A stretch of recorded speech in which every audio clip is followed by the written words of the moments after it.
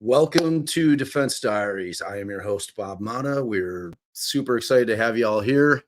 And as we continue our continuing saga of, we call it the Gacy tapes part 2, but I like to call it really Gacy boots on the ground. The search for additional victims is really what it is. It's a more accurate title of what we're doing. So I'm not going to keep Bill backstage. As we all know at this point, he's up at the crack of dawn out there. It's probably 2, 3 in the morning. So let's bring him on in. Hey, Mr. Dorcsh, how are you, my friend? I'm doing a lot better, Bob. The Christmas holidays were good. It gave me time to go through the refresher technology course, computer course that I sort of needed. And we're ready for it, though. We're ready. I'm anxious. Bill emailed me. He's like, hey, why don't we try to jump on like 15 minutes early, make sure that we get this thing all worked out. So that's what we did. And oddly enough, like when I got on tonight, Bill was already there waiting patiently. So he got it all figured out. Excited. People actually really enjoyed our 40 minutes of bungling. They thought it was good theater. They thought it was really pretty funny. So that was cool. I could have cut it, but we're real guys, Yeah. Real stuff happens sometimes in life. And mistakes are made. Indeed, my friend. Indeed. So, all right. So I'm excited to get back into it. We had a nice long break. I took a little bit of a respite myself. I took a couple weeks off from making content just so I could recharge because we have a huge year ahead of us. And I anticipate we're going to be very busy boys. So it was good to get some a little R&R, and I hope that you did the same. I hope that you had wonderful holidays, and I hope that you were able to relax a bit too. So let's I think because we've had such a long break, why don't we kind of refresh people a little bit about what we're doing? Okay. Yeah. Let's start with the fact that, you've written your book. Right. We've got Omnipotent, which I see it hiding behind you way back there. Yes, it is. And, I think kind of like a pressing question when you started gathering all this intel over all these years, the question is, why did it take you so long to write the book, Bill? Yeah, Bob, that's a question that was repeated several times over the Christmas holidays from readers of my book. They wanted to know, Gacy was arrested in December of 1978, and this book is coming out now. It's 40 some years later, and the only way I can explain it is this: when I knew Gacy and I talked about the meeting with him and having dinner at his house, but like everybody else in Chicago and the suburbs in America, I didn't know this guy was a killer until it hit the news. All right, and so once they started digging out bodies from underneath his home, and everybody in the country is viewing this nightly, all right, as these poor kids are carried to the wagon to be taken to the ME's office. I remember the incident where I had encountered him on the street at 3:00 in the morning, and it was by the apartments that he was a maintenance man for. And he told me, when I asked him, "What are you doing, John? It's 3:00. He said, "Well, Bill, it's not enough hours in a day. You got to get it done when you can." And I dismissed it. Right. But, this happens in cases when the police are looking for information. They go public at times and they say, "Hey, if you got anything, call us. Tell us what you know. We'll check on it. We need your help." Yeah. So even though I was a Chicago cop, all right, like any other citizen, I recognized the need and the value of what I thought, this thing with him at 3:00 at a building he doesn't live at, and he's standing there with a shovel, no less. Perhaps they would be interested in this. So I call, I give them the information, and you trust, like every one of us, we trust people in positions of power. Yeah, I'm dealing with the guy that answered the phone, but he should have passed that information on. 33 bodies being found at a property is huge. I mean, who amongst us could assume that law enforcement, even if they were embarrassed that they failed to catch him for so many years, or they neglected in cases to do a proper follow-up investigation, who among us would think that their embarrassment over not doing their job correctly Right. would overshadow the new information? I mean, Right. to protect themselves. But I guess people in power, when things hit the fan, the first persons they save is themselves. Always. You know, Always. their jobs, their families, and their friends. And There's- sadly to say, I've seen that with other people too, in other instances. We all. Yeah. I mean, there's, look, man, I mean, you're older in the tooth, longer in the tooth than I am. And I've been around long enough to learn that a vast majority of people out there are worried about number one and number one alone. I mean, Right. there's, I mean, guys like yourself, and I like to include myself in that, the cut of your jib in terms of, I try to be a good person. I try to put other people's needs in front of myself always, starting first and foremost with my family. But, if I can give anybody a hand, or if I can do the right thing and it's to my detriment, I'm going to do the right thing, just because that's how I'm built, but guys like us are not the norm, Bill. Sadly, that brings up another question that came to me from a number of people over the holidays, that many of them who read the book and were just wanted to know, was it the Gacy case that caused me to retire so early? Because I left at 50. That was the minimum retirement age. Yeah. Okay. But no, the Gacy case was, when I retired in 94, was still just suspicion, nothing more. I was prepared to be wrong. I would be happy if no bodies were found there, Yeah, no but question. my duty was to report it. But anyway, to explain to those people, no, I didn't leave because of Gacy. I left in 94 because, sadly, I was the only detective to stand up against a gang crimes officer, Reynaldo Guevara, on a case where I said, hey, this is wrong. The witnesses you brought to me, young kids, have told me they were paid by you, and out of fear, they did identify somebody in a lineup. And that young man was facing going to prison. All right. And once I found out that they did that, I had to take those boys with that information to the state's attorney's office and say, I arrested this guy last night, charged him with homicide. Listen to these kids. You got to let them go. Right. And they did. Right. But when that information got back to my office, they were not too happy. The first words out of my boss's mouth were, Dorcsh, what the frick are you doing? We're never going to solve this case. Right. And after that, I was watching more intently things that were going on there, and I was disgusted by it. And I tried to stay away from it, because even good cops can get entangled in a situation only because they maybe drove somebody to the police station. Right.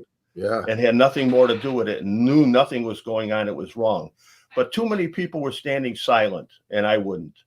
So that's why I quit the job. And I'm glad I did, because it has helped to release now over 40 people who were wrongfully convicted and sentenced to murder in Cook County.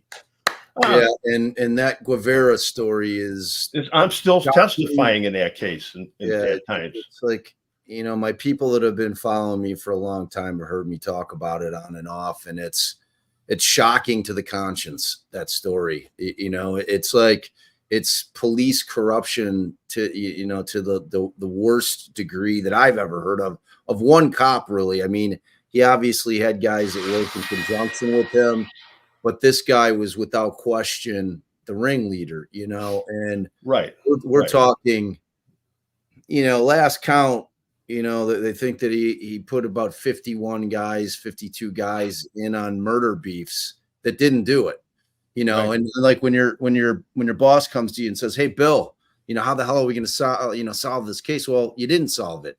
Right. you threw the wrong an innocent man, and we're going to try to throw an innocent man in prison.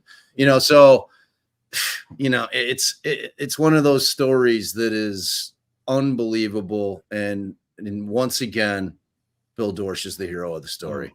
No, it's just that I believe in the guilty going to prison. Yeah, well, that's where it is. I'll tell you what, Bill, there's a hell of a lot of men who are not so young anymore that are extremely grateful for what you did, my friend. So yeah, well, don't sell yourself short on that at all. Please do us all a favor. Take credit where credit is due. So, all right. Kind of like to preface, we've kind of gone through your initial meeting with Gacy, which you kind of talked a little bit about again tonight with the dinner, and then you see him with the shovel. You didn't no one would have thought anything of that at the time, because like you said, you had no reason to think that there was anything nefarious going on. He just thought he was kind of a nutball, out there at 3 a.m, kind of a weird dude, but you're certainly not thinking he's a killer, and then when the story breaks, obviously you're like, oh, well, that shovel thing's making a little bit more sense now. Now that's kind of adding up for me. You pass the word off. They don't do anything about it. And, time passes. Right.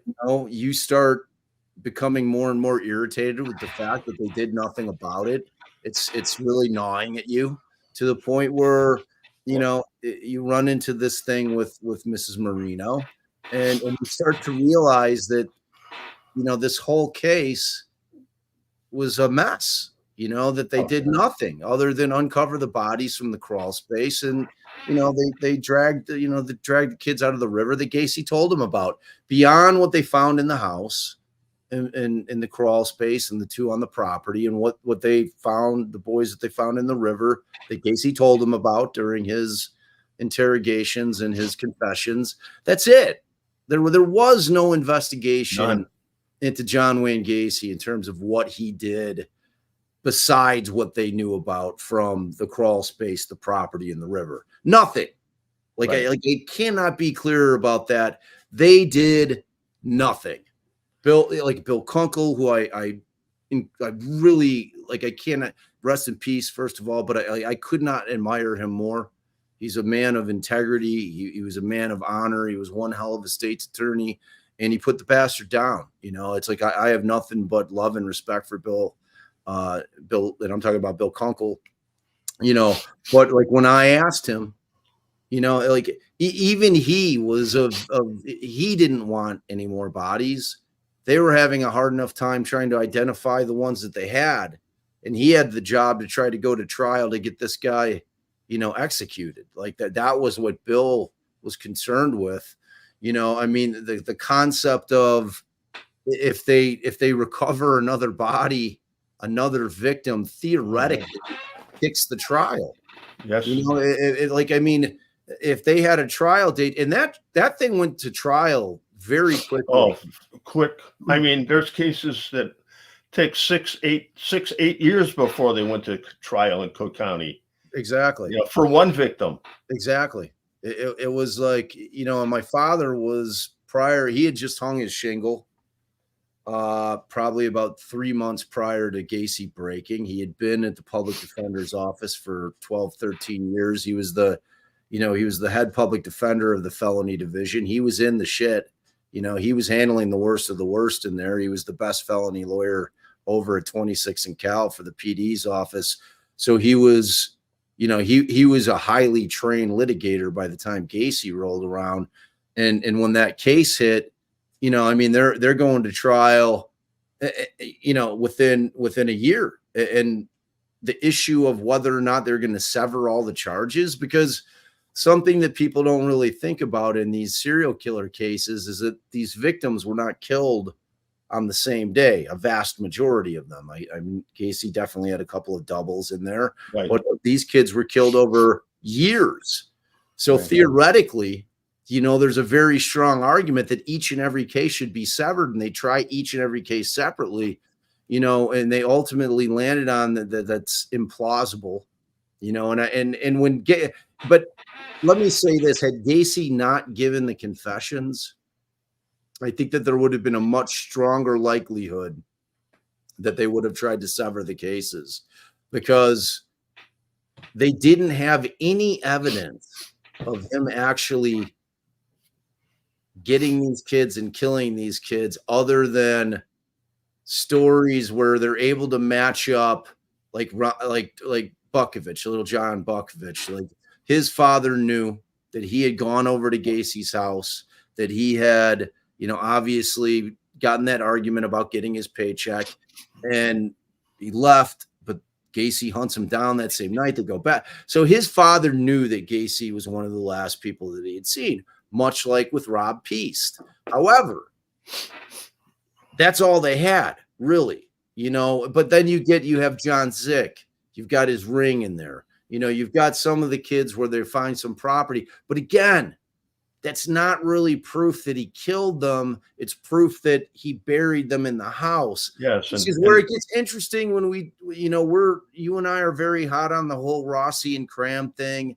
Gacy said it many, many times in the tapes. He's like, oh, those guys had keys to the house. I was gone all the time. He's like, I don't remember killing all these kids. He's like, I don't know what they were doing in my house when I was gone. You know what I mean? So there's a lot of dynamics to it that are really, really wild, man. So I want to dig back into your book. So that kind of gets us. So at that point, after the Miss Marino thing, you're like, my God, man, I got to do something about this thing. Right. Then you start trying to put the pressure on Cook County Sheriff and the city of Chicago and CPD and say, are you guys going to do anything? Because, like, something needs to be done here, and you have these meetings with, various entities who are all just trying to sniff out what exactly, as opposed to really having intent on trying to assist or trying to open this investigation back up to see if it's got some legs, and you realized it right away, so that led you to continue your own investigation. I mean, you're a retired homicide detective with the Chicago Police Department. You know what you're doing. You don't need to have the badge anymore to know how to be an investigator. So you did what you had always done, and you investigated. So, ultimately, that starts with you interviewing everybody that we've seen those amazing interviews with over at Miami and Elston, everybody that was from the neighborhood back then, because at that point, like, and if I'm you, Bill, I'm thinking the exact same thing. Like I wouldn't be able to get it out of my mind if I had seen Gacy walking around with the shovel at 3 a.m, like at the building that he had unfettered access to at all hours. And then, you're talking to people that are like, yeah, this guy was like digging these huge trenches and then filling them up over, like under cover of darkness. I'd be obsessed with it. I'd be like, oh my God, like there's clearly bodies there.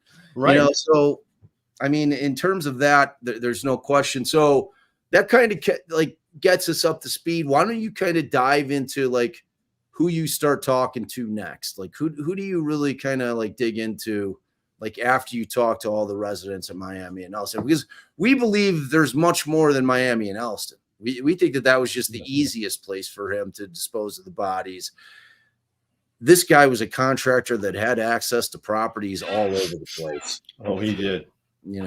So and some out of state too. Yeah, properties. Exactly. So why don't you tell me about Marty Zelinski? Yeah, Marty Zelinski. I became aware of him through a news article in the Chicago papers where it was said that he had been a young man who worked for Gacy, and that he also took photos of Gacy. He took photos of Gacy working at construction sites, before and after photos, yard parties, clown, when Gacy was acting as a clown at various events, things like that. And what happened was he realized that the photos he had taken, maybe, young man, smart, there's some going to be interest in what I did. So he went to the newspapers and they did buy a couple photos from him. The very famous photo of him with the clown suit on, standing on his front steps with the balloons, that's one of his photos. And so I said, I got to talk to this kid. Well, I talked to him several times and arranged for meetings with him, with other people also. And it was very interesting. And the way it started for him was he was a young man. He went to Taft High School, and he lived right across the Kennedy Expressway. And on the street where he lived, Gacy's married sister was living in a house. So he connected with Gacy through that, through the neighbor, the sister. And Gacy offered him a job like he did so many other young men. And he started to work for Gacy, but not full time, just occasional. But Gacy took an interest in him because he learned he had this photography thing that he liked to do. So he had Zelinski actually took photos of Gacy's wedding to Carol. Yep. He took those photos. And that was where it started with the pictures. And then he did the events, the yard parties and other social events. And so I asked him about, of course, where did you work with Gacy? Did you pick up on anything? Did he ever approach you? And he said, no, he never approached me. And I didn't get any idea that there was a problem with him. But it was mostly about work or mostly about photos. But he says, I quit working for him after a while because Gacy wouldn't pay me. And he says it was really bad. He says, I was persistent. I wanted to get paid, and Gacy said, hey, man, don't pressure me. Don't get me mad because I'll put you in the hospital. Okay. So he dropped it, never got paid. And he went on with his life. But in conversation with him, I said, well, do you have more photos, than the one you just sold? And he says, well, I had well over 100 photos. And I says, well, could I see them? He says, well, sorry, I can't do that. He says, because on the same day that the picture appeared in the newspaper of Gacy in the clown suit, I got someone coming to my door who tells me he's a state's attorney for Cook County, saw the article in the newspaper and needed to talk to me. So we talked, and he says it was about the photos. And he said, I would like you to turn over all those photos to me because they could be of value to our investigation. And he saw the truthful, there is a value. Who's going to Gacy's parties? But now I'll tell you what happens. I said, do you have any more of the photos? He says, no, I gave him everything. He says, but I think I got a receipt for it too. I'm not sure if I still have it, but I may have it. And he said he would look for it. And anyway, I had the information about the state's attorney coming there. And I was curious because he came there alone. Okay, Bob? And the sheriff's department and the state's attorney's office both have their own separate police investigators. Yes. And certainly there was ample manpower there to send them to a potential witness at trial instead of the attorney becoming himself now a witness in the case. Right. And so it should have been an investigator who worked for the Cook County State's Attorney's Office that went to him for those photos. Right. We always call those guys our provers. Yeah. Like anytime we're going to go talk to a witness, we always have a prover with us so that we don't have to sit on the stand and testify. Exactly. That's why we have the provers with us. Yeah. He's we interviewed him as well. I'm sure sometime long after you did. And he was not a kid anymore, not by a long stretch. And he still lived up on the northwest side of the city. And Darren and I both went there, and he was kind enough to invite us into his house, and we set up and we did an interview. And oddly enough, when I had interviewed Dave Hackmeister, who was Mike Albrecht's partner, who was one of the 4 cops that was assigned to tailing Gacy on the 24/7 tail. So Hackmeister was a great guy. Like all those displays, all those guys that were the detectives and the boots on the ground guys were unbelievably nice guys and really good cops. It's like I was very very careful to separate those gentlemen from what their lieutenant did. Like their lieutenant was a lone wolf, and before I discovered what I discovered, they were all telling me that Kozenzak was a lone wolf. That wasn't like as a result of me telling them that he had done this with the photo receipt. They had all said, yeah, no, Kozenzak, like he wasn't going to the bars with us and hanging out after work. Like he wasn't that guy. You know what I mean? And you know, Bob, that's one of the things that caught my attention too. About when I was looking into the Desplaines' work, the police department, they were great. They did a tremendous job. I totally respect their effort and what they did, and they brought closure to this case. But the one thing that bothered me about it was, I've been in the Chicago Police Department I was there for 25 years, and the one thing I learned was that your bosses, sergeant on up, they don't want to put their name on any kind of paper. Right. You know, they want to stay away from it. They don't want to go to court. You know, but in the Desplaines case, the important information, a lot of it is recorded or found by Kozenzak. Yep. Not the others. Yep. And so that's one of the reasons I reached out for you and learning that you had talked to these people and you were just in sync with what I've been thinking about all these years. My God, you know, at the time, Kozenzak was only concerned with one young man, Piest, you know, and I talked about that in my book when I met with the BGA, when they asked me what kind of cases bother you the most, Bill. And I said, well, that's easy for me to say. It's the cases where I believe that I know who the offender is, but I don't have enough evidence to charge him. Because if I create evidence, if I falsify evidence, you know, even in interviews, stuff like that, you know, it's not going to look very good once it's uncovered, and it can blow an entire case. Right. And now, not one boy, luckily, for Kozenzak, it turned out to be 33 boys. So Right. The case was so big, you know, that nobody wanted to uncover this. Right.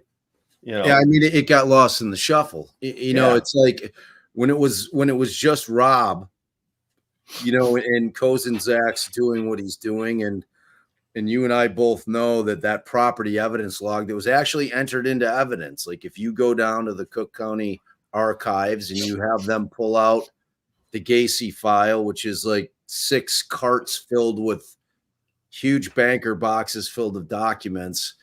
And, you know, you start digging in when you look at all the things that were filed in there, and that's only the paper. Like they have the entire warehouse with all the evidence that's at a completely separate location. That's not in the delivery center, you know, completely different, which you and I very much need to take a field trip to. The one thing that I've been wanting to get my hands on are his work diaries. Because, you know, the one thing that Gacy said, he always said, I kept immaculate business records. Like I have a receipt for every single place I ever went on business, you know, because like say what you want about that guy just being like the biggest piece of shit that ever walked the earth. The guy was a good businessman and he was a hard worker. Those were two things that were just like, that's why he's such a strange dichotomy of a human being, because he was really good at what he did in terms of that contracting business, and he made a lot of money. You know, people don't understand that, like what he made back then equated to $500,000-600,000 now. I mean, he had a very successful business, and he had basically slave labor. These kids worked for him for nothing, you know, and he just oversaw everything. He'd put a couple guys that kind of actually knew what they were doing on the jobs, and then he'd come and he'd give oversight. But, you know, I mean, in terms of, you know, just the way he operated, I think that we're going to find like a gold mine in his business records, man. I think, and we have what we have without the benefit of having looked at that yet. You know what I'm saying? Like they're the potential for uncovering, and it's really, to me, the things that I want to focus on are out of state. I want to, you know, he was in Kansas City a lot. He was in Minnesota a lot. He was in Michigan a lot. We know that he was in Wisconsin a lot. You know, the man traveled. Like the man never slept. You know, he was an apex predator, like a great white shark, just constantly looking for food, except his food was killing young men, but like that was his thing, man. Like he was driven, and he had a motor that just never stopped. So when I go to talk to Zelinski, I had gone and talked to Hackmeister, and we drove up. He was living way up north in Illinois, up near around Galena, which, you're familiar with Illinois. It was about a 4-hour drive to get to Dave. And we had interviewed Dave after we had interviewed Mike Albrecht. So Albrecht had told us that they hadn't found the receipt, that they didn't really find the receipt in the kitchen, that they what they told him, what Kozenzak was told was that, or what Mike Albrecht was told was that they found it out in the outside garage when they pulled the garbage off the truck. So that was the story that they were telling the guys with the boots on the ground, that this is the story. We got it. We pulled that garbage off the truck. We opened the garbage up. We spread it out on the table, and we found this receipt. And so we knew, and I knew going in because I had looked at the property evidence log from the guy who was actually there from the Cook County Sheriff's Police, that wasn't a part of that department. That guy had he wasn't a guy that had ever been interviewed by anybody ever. I was literally the first person to ever interview Carl Humbert, who was the evidence tech on the search on the 13th. And you have to understand, they requested help from Cook County to send an evidence tech. Yes, because it's a small department. Yeah, they didn't have that. Exactly. And frankly, unincorporated Norwood Park doesn't have a police force. So that's why Des Plaines is the biggest suburban police force in that area. That's how they got that gig, because Norwood is unincorporated. So they didn't have their own law enforcement. So Humbert just got the call, they're like, hey, go over, and Humbert doesn't know. No one knows on the 13th of December what the hell they're dealing with. So Humbert goes over there. And like I think I said to you, Bill, the story. The guy was dotting his I's, crossing his T's. He was 2 years being an evidence tech. It's like I could trust his paperwork because he still cared at that point. He was young in his career. He was trying to, really, do it by the book. And he did. And he told me, he's like, look, man, I've never interviewed with anybody. Gacy wasn't my life like it was for the rest of those guys. I had other shit going on. Like right after that huge plane crash happened, I was putting bodies together for 6 months, when the plane crash went down in Chicago with whatever it was, 268 people died, so he's like, that's what I did, and I'm like, did anyone ever contact you? He's like, no one has ever contacted. You're literally the first. I found him in Colorado. And so at any rate, I then go to Hackmeister's house, and I interview him. I ask him about the receipt. He's like, it's in the pod. If you listen to the pod, he's like, that's one of the things I don't really he gets a little comfortable because he was real candid about everything. It's like, that's one of the things I really don't know about Bob, and so and I didn't belabor the point. He had been very gracious with his time. He was very candid, and he was a great interview. So I was like, all right, man, maybe you knew probably what Mike knew, which wasn't much, other than the fact that they didn't find it in the house. But what he did do is he said, hey, you know what? He's like, so when Gacy was arrested, Des Plaines picked that house clean, man. Every article that was of any kind of potential value, Kunkel had his, I told you this, right? Kunkel had his bumper pool table. Yeah. And he had one of the garrots, the rope trick, Mm-hmm. So when I went to Bill and he performed his closing, he showed me those things. But what really blew me away is that Dave had all of Gacy's personal pictures, everything from his entire life. So I put 4 folding tables together, and he's like, yeah, I charged the dickheads from NBC to take these pictures. He's like, I'm just gonna, you take as many pictures as you want. So I sat there, I took 1 million pictures of the pictures, and it was everything. It was his first marriage, his second marriage to Carol. So he had, pictures of his kids with Marilyn, like all of his party pictures. Go ahead, Bill. Yeah, and that's of interest to me because going back to Zelinski, like I said, he told me that a state's attorney came and he didn't remember his name at the time. And I came back to his house for a second meeting. And when I came back, I brought the photo of the prosecution team. It was Bernard Carey, the state's attorney, Kunkel, Egan, and Terry Sullivan. And I said, I don't know if the person that came to your house is in this photo, but would you take a look at it? And I handed him the photo and very quickly said, that's the guy. And he pointed out Terry Sullivan. Yeah. Okay. Now, Terry Sullivan's a great attorney. I'm not dismissing him at all, but we started the show talking about this. He works for a boss, and the boss says, hey, I want you alone to go get those photos. And he did. But wouldn't it be of interest? What was the reason why? Those photos are not in evidence for the trial. I know. All right. But what was important about those? If it wasn't important to aid in the prosecution, what was the intent? Was it maybe those parties? You didn't want politicians' photos being seen at those backyard parties with Gacy's arm around them, sitting there. And even think of this, Bob. What if in those photos, and I'd like to see them. I didn't know you had that. I'd like to see those photos. In those photos, at those parties, wouldn't it be interested if somebody like David Wayne Norman was in the photos, the biggest pedophile in the country, or Paskey is in those, or Carell is in those photos at those parties? The politicians wouldn't have known about these men's backgrounds. Right. But if they're at the party sharing the same table with them, that's reason to hide the photo. Get rid of that photo. For sure. Those people, I mean, I had dinner at Gacy's house, but I'm just Joe Blow. I don't care if everybody knows I had there. But a politician, I don't want to be seen with this guy. It can hurt my career. Crush your career. Hanging out at his house, having one of his big 4th of July barbecues. Yeah.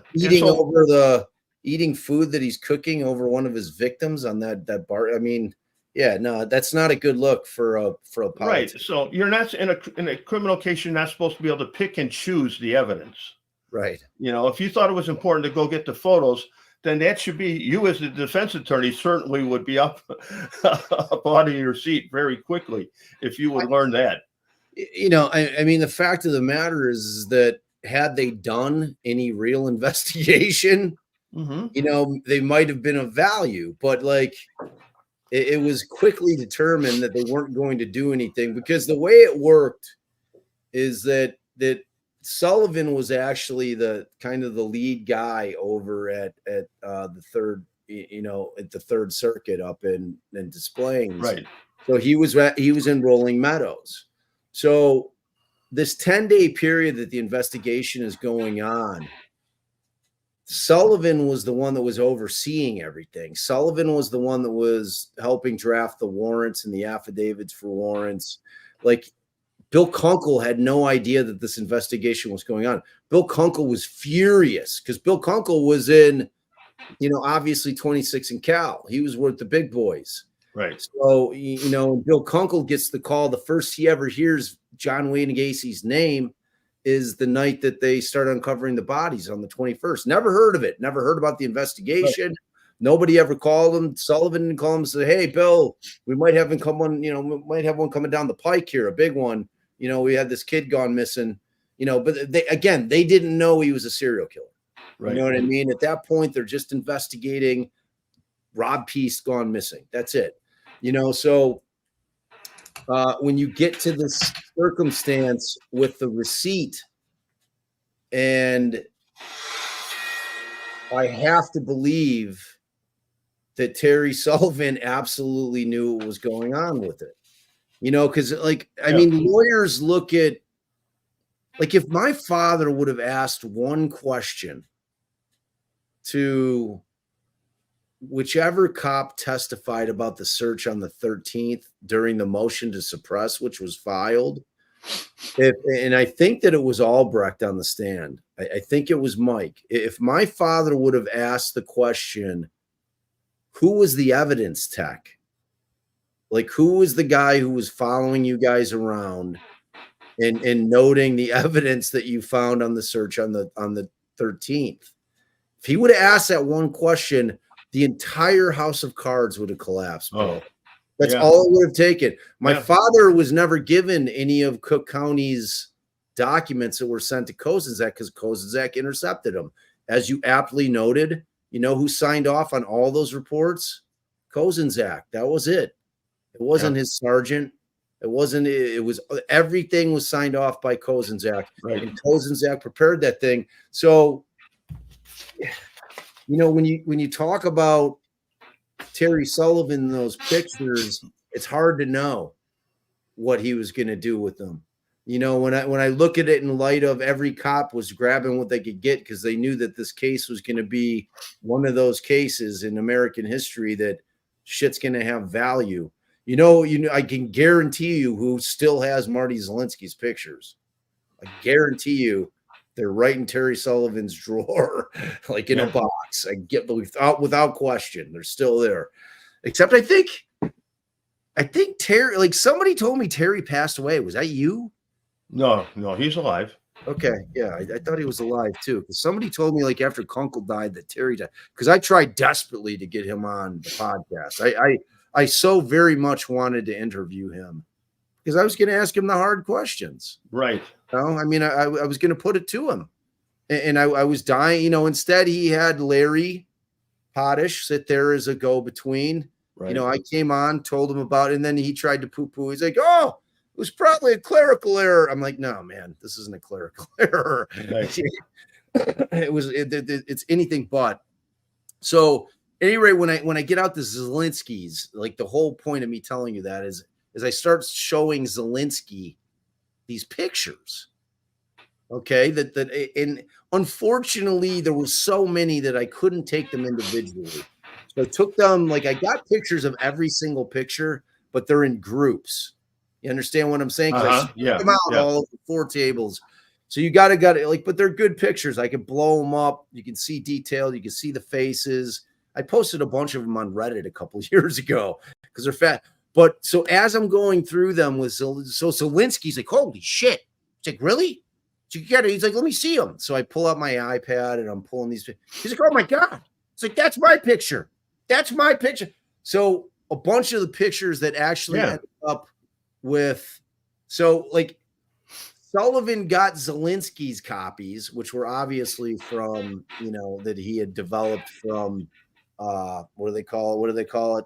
What's left over when the film, the negatives. All right. So at that time, I had to really go back into the time. We're going back in time. Yeah. So he developed his set. And then obviously Gacy had his pictures that Marty had taken. And those would have been in the house. Correct. So what I'm trying to tell you, my friend, is I'm going to have a lot of the pictures that you want to see because Gacy still had them. And then they went into Dave Hackmeister's memory box. So we've got them. And when I see you, we will definitely dig. Oh, God. So as my conversation with Zelinski continues on, you know, he goes into a bit more detail about when he worked for Gacy. And as you also stated, he did, in fact, he took the infamous clown picture. But the thing that was of the most interest to me, and both Darren and I got kind of a weird vibe from him, to be honest with you. Not that we thought that he was in cahoots with Gacy in terms of killing, just like a different thing. He told us a different story that I'm not going to repeat here at this point, but I'll remind me to tell you about it. It had Darren and I like scratching our heads like it was a strange story. But at any rate, the story that did pique our interest is that he was like Gacy didn't hire him to do anything like of substance. Like he was the guy who went and, you know, he was cleanup crew. You know, he like when they were demoing a place, he'd be the guy picking all the crap up and putting it in dumpsters. So the best thing that he told me, the thing that I took the most interest in was that when Gacy did the job over at the Rainbow Roller Rink. Yes, and we talked about that. He told me about that. Right, and he told us about it too. And, you know, so obviously, you know, he starts telling me, he goes into this long diatribe about how Gacy didn't want to have to drag all the shit from inside, because what they were doing is they were converting it into a roller rink. Okay, because it was something else, and it was the first. Like, Gacy was real proud of that job. He's like, I built that whole roller rink, But when they started the demo on it, Gacy didn't want to drag everything out to the dumpsters outside, so he's like no, no. He's like, I'm walling this entire area back up, like right back here up. I'm gonna brick it up. He's like, we're just going to dump everything behind that. We're not dragging all that shit out. I don't have the time. I'm not paying people to do it. And so, like, Zelinski was like, he's like, Gacy, we'd come there, and like Gacy would already be there at like 6 in the morning, starting the job. And he's like, the one time we came, like, Gacy had like walled up the whole goddamn thing, like, by himself. Right. And so, obviously at that point, I'm immediately thinking that he dumped a victim or two back there.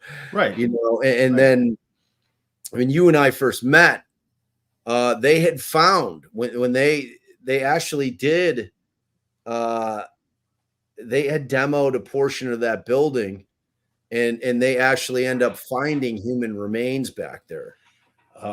And what you had a different story, so why don't you tell the people what you had heard about it? Of course, I was interested in the same thing like you. I wanted to know where he had worked for Gacy, and he brought up the roller rink, and he said it was not far from the lake. It was across the street from the cemetery. And I said, oh, it's got to be the Rainbow. And he said, yeah, Rainbow. I said, and I knew it well, because when I was a young guy in my late teens, I was playing ice hockey there. After midnight, after the regular skating was done for anybody who wanted to skate, we had pick-up ice hockey games that we paid to play.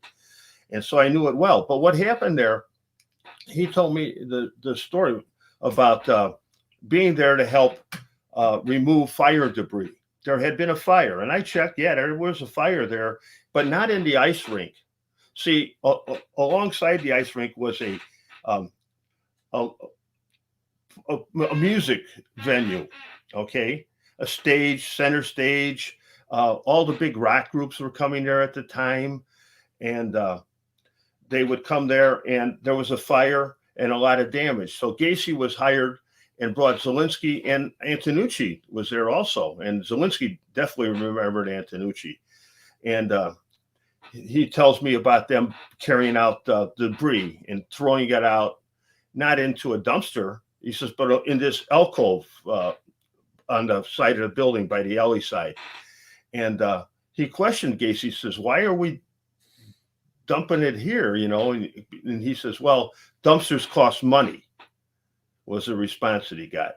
But he says the next day or so, when they went back to work again, Gacy had bricked up that alcove and it enclosed the debris. Right. And he said, well, I'm sure that costs a lot more money than renting the dumpster and the work that went involved into it. It didn't make any sense to him.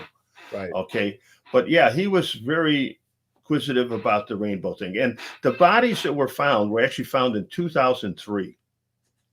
Okay. So it's a long time after. The Rainbow had gone, the ice skating rink was changed into a roller rink, and there were several music venues that took over that other site over those years. And I remember going there as a policeman on calls at times. But I talked to the owner of the building, and he explained the layout of the building, the roller rink, which had been the ice rink. There was no basement underneath it, but underneath the music venue portion, there was basement. And in 2003, they knocked down the entire structure. And it was about a block long, Bob, because it's an ice rink, a figure skating rink, and the music venue, and an ice hockey store. All right. So they knocked the entire thing down. So in 2003, the Chicago police get a call saying, hey, we've been digging over here, knocking down the building, and we're finding body parts here. So the police came out there, and they recovered body parts, shoes, clothing. And a couple of days later, they got another call to come back, and they had found, not far from that one, another body. Okay, different, but not all the arms and legs, not 4 legs. I think there were only 3 legs there. All right. And shoes and such. And, they inventoried it and they walked away from it. I was interested in it because I knew, I'm sure the police department didn't know because they never asked questions. But Right. Mrs. Marino had told me that her son, Michael, often went there, not only for the roller rink, but he went there because he enjoyed the music there. He was a little bit younger, but he knew the groups that came there, and you could go there as a fan and maybe run into the music group, maybe get an autograph. And so I was curious about that, but I FOIA'd the information, all right, because I wanted to see, if they had solved that case, and also I learned that talking to the people that did the demolition, that those body parts in the area, most of the building had already been torn down and moved away from the site. So now they're finding body parts, not the complete bodies. Right. But what did they miss in all the other that's what stuff? I'm saying, man. Like and this was like contractors. This wasn't the Right. police. They're not there to look for bodies. They're there to move it, tear it down, get it the hell out of here. Right. If there's a bone sticking out of a pile, that's when you're going to notice it. Like, I mean, like obviously the rest of the skeletal remains had to have been there. Like they just didn't see it. Of course, they didn't see it in other portions of the body. Of the basement area too. They removed it already. So what? But the police department doesn't. There's no answer. They didn't identify the body parts, and the thing, they wouldn't give me detailed reports about that. I FOIA, and like usual, they would tell me when I'm doing the investigation in 2011, 2012, and I'm trying to get this information from them. Oh, I can't give you that. It's an ongoing investigation. Yeah. Come on. Just did like did you ever end up getting it? I got some of the reports from the scene of the 2 bodies that they recovered. Yeah, but I couldn't get a final report saying whether or not they identified the bodies. Yeah, well, they tried to say it was gangbanger. Bill, right? I am completely confident that those are Gacy victims. Well, yeah, because I can't even trust the information I get from the police anymore. So that's what I'm saying. Like, and they would, like you said, we know that they did 0 investigation into Gacy post. So they never would have talked to Zelinski or Antonucci, who was another kid that worked for Gacy, who was another kid who worked that demo, in terms of trying to figure out where Gacy may have hit other bodies. They just didn't do that. So that wouldn't even have been on the radar. Like Gacy wouldn't have been in like 2003. They're not thinking about John Wayne Gacy at all. No, they're not going there. We need to figure out if we can get our hands on that. And I want to know if what they did with the remains. Well, I think we have to work with the ME's office for that. We're not the police department. I think we're gonna have to be poking around on that one. That one, as you noted, they demolished it. It's a big, massive structure now. The rink is long gone, but there's got to be some remnants. And I don't think it was ever really solved. And I think if we can do some digging, I think that we're going to find something out. But I would like to get the answers to that. I want to talk about the reports again, getting things through FOIA. Very difficult. Of course, after a while, I had made so many inquiries. My name was up on the wall. Anybody getting any inquiries from Bill Dorcsh? Yeah. And I would get nothing. And of course, we know that a lot of the missing kids, they were saying that the missing report is missing. Well, yeah, it was missing because it was better to say the report is missing, can't be found, than produce a report presented by a youth officer says the kid returned home. And now his body's being found buried underneath there. And that brings me to a guy I want to talk to you about. All right. One of the victims, one of the 33, his case was handled totally different than the other 32 known victims. All right. Like I said before, the officer comes out, makes a 2-page report. It's passed through the youth division, assigned to a youth officer. He makes a phone call. He writes a supplemental report. Case closed. One case is totally different. All right. It's the case of Robert Gilroy, a young boy who was living in the Pavilion Apartments right off of Cumberland, about a half a mile from Gacy's house. Okay. He disappeared on a night where he was supposed to be meeting with friends and going to a horse riding stable because he was very much involved in horses. He liked to ride horses. He hung at the stable that were right there on River Road. There were horse stables back there at the time. I know. I rode horses as a kid there. Right. All right. So anyway, this kid disappears. He was supposed to show up and meet kids at the horse stables. He never did show up. All right. And the father was a police sergeant in Chicago. So he searched for the kid for a couple of days and didn't find out where he was. And then he went to the youth office, filed an official report. My son's missing. Well, I got the reports. For this case, he went missing on September 15th of 77. He was 18 years old. All right. Like I said, his father was a sergeant. And between September 27th of 77 to December 26th of 77, 18 different youth officers were assigned to investigate. Or not 18, 18 reports were filed by youth officers, different youth officers, who actually went out looking for the kid, talking to friends. Okay. And I got 36 pages of reports. Now, I was a cop. I would hope that my kid, if he went missing, that I could go to the youth office and get some extra help on it. Yeah. He certainly did. But Budkovich couldn't get anybody to move. Nobody else could get anybody else to move. Mrs. Zick? Okay. Nothing. Yeah. And so I picked up that case, and I learned that the day that Gilroy left the Pavilion Apartments, he had told his uncle, who was at the apartment, that he was going to a store to get a greeting card to mail to his girlfriend, who was at a university in Illinois. It was her birthday, and he wanted to send her a card for the birthday. Well, he never came home. All right. So I found out the name of the girlfriend. All right. And the police never talked to her. You know, you got all these guys, 18 reports, 36 pages. You think you'd want to talk to the kid's girlfriend? Maybe she knew something about where he was that day. They never did. And she didn't know about what happened the day he disappeared because she was at the university. But I had to ask her, I said, did you get the greeting card that he mailed you?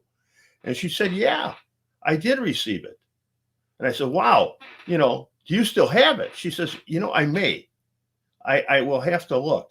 And I was thinking, you know, this could be very important because we know Gacy, he falsified information. After people went missing, he had mysterious phone calls made to the family from an unknown source saying, oh, Johnny's in Puerto Rico, you know, things like that. So I thought, well, maybe this card was filled out by the kid, or maybe it wasn't filled out by the kid, but I sure would like to see it. And now with DNA, who mailed that card? What could we find? You know, did somebody else lick that envelope to mail the card, the stamp that was put on the card, all kinds of potential evidence.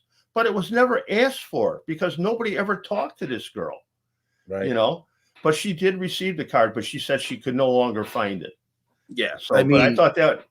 Bill, it seems like you're insinuating that Gacy had accomplices. Yes. Yes. Oh, we know that. He had people, the one in, it wasn't a Maori case. It was the other one on right off of Lawrence. No, off of Lawrence Avenue where they found the card. That was Budkovich, wasn't it? Yeah, that was Budkovich. No, that was are you talking about Johnny Zick? Johnny Zick. No, it was Budkovich because he had just moved into the apartment right off of Lawrence Avenue. It was his dad's apartment. Father found the car, and the father later got a phone call from an anonymous source that said that he was telling him that his son was in Puerto Rico. And he turned that information over to the youth officer, assigned the case, and the youth officer said, well, I called and found out that it was just a public phone in a store. So anybody could have used that phone. Right. But there's no report that was ever done. That was just what Budkovich had to say. So we don't know if anybody did follow that up. Yeah. I mean, it's I mean, the fact of the matter is that I mean, there's so much out there that was never done. You know, I mean, 'cause, like, there's two parts of this. There's the part of us trying to find the additional victims, but there's also the part of us trying to throw some kind of accountability on the people that we believe that helped Gacy kill people. Okay, a thing comes. I've said, maybe I mentioned it in the book. Muhammad Ali, the greatest prize fighter, maybe of all time. 51 fights. He didn't win them all. Right, He lost 5. right. I met John Gacy. He's no Muhammad Ali. He is no Muhammad Ali. All right. But he did say in his reports that we have found that a lot of what he did in his abduction and killings, he learned from Dean Carell. Right. He didn't learn it in person from Dean Carell because Dean Carell had been killed before just about the time that Gacy was getting out of prison. Yeah, it was like a 1-year overlap. Like, Yeah. so Carell gets killed in 73 from what they think. Maybe what you even think, Bill, since you're big on like Gacy didn't start killing until he got out of prison. Yeah. It's 72 is when he started. But yeah, it's like you're right. Like everything, like Carell had the torture board. That Right. He learned all this from that. And what he also learned from Carell was similar to Gacy, businessman, a lot of hours put into work and having trouble at times picking up kids. From Carell was paying young boys to bring their friends to him, and the kids knew that they were being molested and killed. Right. But Gacy saw that. That was all in reports. I wrote several letters to Henley, who was the boy that shot and killed Carell. All right, because I was wanting to know, did Gacy ever meet Carell? And according to the young man, talked to him many years later, that he had no knowledge of. Because like Carell was down in Texas, it would have had to be, and there was such a short gap. Like, Gacy brings Carell up in the tapes, and he claims that he just read, he read a couple of articles about him, but I mean that might be all it took. Yeah, he was a good student. Depending on how thorough those articles were, but it was like down to the accomplices. Well, he needed. I interviewed bouncers. I interviewed bouncers for some of the gay bars up and down Clark Street. Okay, and they would tell me about them banning Gacy from the gay bar because many of the customers were uncomfortable with him being in there. He just didn't fit dress-wise and mannerisms and such as being amongst the gay community. Because he was a big pig. He was a pig man. Yes. Unshaven, unkempt, like wouldn't shower for days. So he recognized that he needed help. He needed help bringing people to him. Yeah, for sure. And even if he was out of town. Now, the Mowry case is going to be big, Bob. We're going to talk about that. That'll be coming up. And listeners, you're going to want to hear about this. Big time. Mowry's great. Because the connection, Gacy, we know, was out of town when that boy disappeared, or about ready to leave town when that boy disappeared. Yep. And that boy, Mowry, that becomes a victim, was introduced to Gacy by one of Gacy's accomplices. Indeed. Yes. And we're going to bring that whole story out. And we're going to present that as a cliffhanger. Yeah, we're going to bring that through witnesses to you direct, people. I'm excited about that. All right, Bill, let's wrap it. Let's answer a couple questions here. Hey, Bob and Bill, have you made contact with the owner of the Miami and Elston apartment? We believe, we either made contact with the guy who claimed he was the owner, or we made contact with the property owner. Bill and I were both a little bit apprehensive to believe that this guy that came out when we were doing the scan, when we went onto the property recently and did the scan that came out, was a property owner, because it's still not deeded in that guy's name. Like, I have that guy's number, but if it turned, he could, and I was telling Bill, he could have bought it on a land contract where, because if he would have bought it, he said he bought it at the beginning of the pandemic because the guy who was owning it couldn't collect the rent because no one was paying the rent. So it's possible that this kid said, okay, you know what, I'll buy it. I'll do it in a land contract, which is basically where the owner is acting as the lender, and you pay it over time. And eventually when the kid could go get a bank loan and the balloon's due, then he pays. And then at that point, they would record title. So we're going to figure that out. And I have zero doubt that we're going to be able to convince them that we're going to be able to do the dig. Like, I have zero doubt that I'll be able to do that. Between Bill and I, we're getting it done. That's a solemn promise. All right. Shannon, who is a longtime listener and just an all-around amazing human being. I'd love to know if Bill's thoughts on the Son of Sam investigation, if he has any. You familiar with that, Bill? Oh, well, I haven't paid any attention to it recently, but I was aware of it, of course, over the years. Yeah. What are your thoughts on it? Did they do a shit job or did they do a great job? Oh, boy. I'm going to say I can't really give you a comment. I don't know enough about it, Bob. That's the right answer then. No one wants you guessing on things, Bill. Right. All right. So I saw another question here. And thank you for the questions, guys. We get this every time we're doing a live. Somebody always asks about John David Norman and Paskey. In terms of the reality, the unfortunate part of the John David Norman side of it is all of his cabinets filled with dossiers on young boys that he was procuring for people were all destroyed. Yes. And so we'll never know. Like, and Bill and I aren't into the business of chasing ghosts. Bill's a little too old for that. We're going to stick to things that we know we can prove. Now, I know definitively that David Cram was friends with Paskey, and I know that Paskey worked for Norman. I mean, there's a direct link. That I know. Yeah. I mean, I could. And all the accomplices that we have identified live very close to each other in Chicago. Right. Very close. Yeah. You know. I mean, look, is it possible, maybe even likely that Gacy was in cahoots with Norman and that Norman was securing kids for him? Yes. Will Bill and I be able to prove it at this point in light of the fact that they destroyed that evidence and Paskey's dead and Norman's dead? Probably not. Very convenient that law enforcement and the higher up federal agencies and others, the evidence. I have a feeling it would have been thousands of names. List that I was just going to say the cameras don't work the night that Epstein dies. Himself. Yeah, it's like the federal government has extreme powers. In law enforcement, we're given powers that no other citizen has. Okay, and we can interrupt people's lives and we can destroy their life if we determine we want to do that, or we can save a friend's life if you are asked to do so. Indeed. All right, so we got a question here from Brent Tipton. Where is Michael Rossi? So he is alive. Yeah.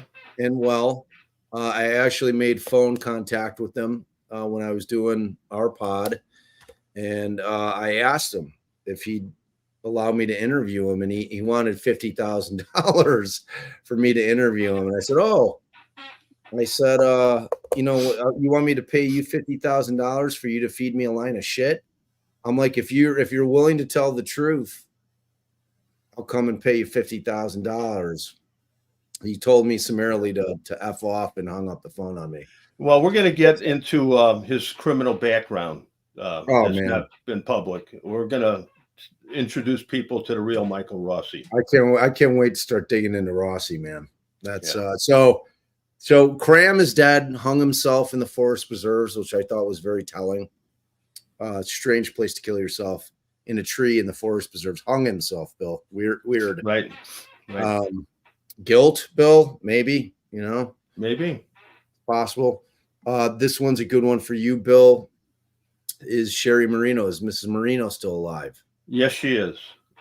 Yes, she is. And I hope she's doing well. And I'm hoping to meet with her in the future. Yep. That would be nice. I certainly would. She was the whole thing behind my interest. I mean, before that, only suspicion. The radar scan was something, but what they did to this poor woman, It's on.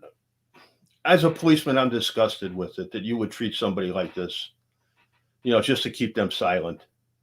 And Yeah, that, yeah. no question. But we'll get there. No question. We'll definitely, we're going to get to all of it. All right. So Bill, we've been running about $110 here. You can jump off if you want. I got one more message. I want to clear up the fact that people may have noticed I'm not in my pajamas and bathrobe today. And this is especially to my granddaughter, Mallory Bitterman, who's a Green Bay fan. I want to tell her that since the game, since they beat Dallas the other day, I have not slept. Okay. And that's why I'm still in the clothing I wore when I watched that so-called game. Mallory, a Green Bay fan. Love you, but that's going too far. Depressing. You know what's even more depressing than that, Bill? Is I think that this Jordan Love's like another great quarterback. I think that like the horrors of being a Bears fan are going to continue for the next 10 years. God. Like I was thinking about that too. Oh my God. It was like, that was my only hope, that this guy was going to, just be a normal dude. And, I honestly think, Bill, this year reminds me of the year that Green Bay needed to beat the Bears and Rodgers was the quarterback, and it was the last game of the season, very similar to this season. Whichever team won that game was going to the playoffs. They were both around 8-8, and Green Bay won the game, of course, and went on to win the Super Bowl that year. I'm getting the same vibe from those guys this year, and it's going to break my heart, Bill. It's going to break my heart. And Green Bay lost 5 of the first 7 games. I know. I was celebrating. That was my year. Too. I was having small parties in my head. It was amazing. It's amazing. So, all right. First of all, I want to thank all of my moderators that are the best in the business. I always forget to thank them, Bill. Our moderators are the people that are in here that put your links to your book so people can buy it in our chat. And one more thing, Bob, about the book. And I appreciate the people buying the book and reading the book. But if you could give me a review, I'm a first-time writer. Give the man a review. I'd like to know what you think of my work, and actually, I don't care what you think of how I wrote the book. I want you to read this book because of the truth that's in it. Right. Okay. Right. That's what it's about. I want to tell you what you should have known. The police didn't do their job. The Gospel, the Truth, by Bill Dorcsh. Same way, guys. Same way that my podcast listeners, I'm always begging you to give us 5 stars and give us a review. It really helps. It really, if somebody's on the fence that isn't watching these lives and they have an interest in Gacy, your review, your positive review could very well get that person to click to buy the book. So it means a ton when you have people that are creating things for you guys as consumers to say, hey, this was a great book. I really enjoyed it. It's going to make people feel inclined to buy it. So if you could do that for Bill, it would be wonderful. He'd be incredibly grateful, and I'll be equally, just slightly less enamored with you, but right there, very close. Cause I want good things for Bill, and I want the truth getting out there. So that will help us be able to do that. So again, my mods, a ton of you guys are in here. Dizzy, Stevie, I see you in there. I saw Mandy's in here. Fofa's probably in here. Not that Nikki is in here. I'm going to go through because I always stiff my mods by not thanking them. So I'm going to torture people by thanking my mods. I'm going to run through and see how many of them I can find in here. I can't remember if Angela's a mod of mine. If you are, thank you. I've got a lot of mods. Jay is in here. I don't know if he still is, but I love you, brother. Thank you if you're still hanging. Who else we got? Carrie RH, I believe you're a mod. If you're not, sorry. If you are, thank you. I've got a lot. I've got like 20 mods. So let me think. If any of my mods want to type down a mod's name that I have not said, Sandy Nickel, she's usually in here. Thank you. Sandy's a great mod too. Like all my mods, and I share mods with multiple other creators. My my brother from another mother, Jay, who's got an amazing channel that I just adore, and I'm on with him all the time. And it's JBN, formerly known as The Shaming of Jay. Everybody needs to be subscribing to that. Jay just puts out great content. He's kind of shifted a little bit, which I love his shift. And I think his shift is allowing his real creativity to come out. He's kind of shifted to really spending a ton of time making videos, and he's killing it, Bill, like his videos. And he's digging into the Adelson case, which you probably haven't heard of, being over there in Europe, the same way that we dig into Gacy. So they're phenomenal videos. They're great. Laudner and Amber, there's one of them. I'm scrolling through. We had a lot of comments, Bill. A lot of people love hearing you talk, my friend. If I missed any of you guys, just know that I love you, and I'm forever thankful to all of you, my mods. And then for all of you guys in here watching us tonight, we had a really nice crowd tonight. Bill and I are extremely gracious and thankful for you guys hanging with us. We hope that you're bringing, we hope that giving you some content that you guys are finding insightful and enjoyable, and you're learning something new, because that's our goal. And we want you guys on this journey with us, because we're doing it. We're doing this for a reason, because when we're boots on the ground, when Bill and I are out there in the shit, so to speak, you guys are going to be right there with us, and you're going to have all the background. The reason we're doing this now is so that you have the background when we're doing the things that we do, and when we're going to the places that we go. You're going to know why, because Bill and I have been doing this, and Bill's been doing it forever. And we feel so strongly about what we're doing, and we feel that way for a reason. It's beyond a hunch. So, right. And we're going to be bringing experts and expert equipment with us. Yes, when we do are. this. Yes, we are. Yes, we are. So that'll wrap it. Say goodbye to everybody, Bill. Yes. Happy New Year, everyone. Enjoy life. Enjoy every day. But don't forget those that we've left behind. Damn right. Way to go, Bill. And buy his book, people. Buy his book. Subscribe. And as far as I go, if you guys enjoy the content, I'm like 200 away from 11,000 subs. If you like the content, if you guys share, if you subscribe, we love getting new members. They mean everything to us. You get a lot of great perks of being a member. We're going to be doing member-only videos.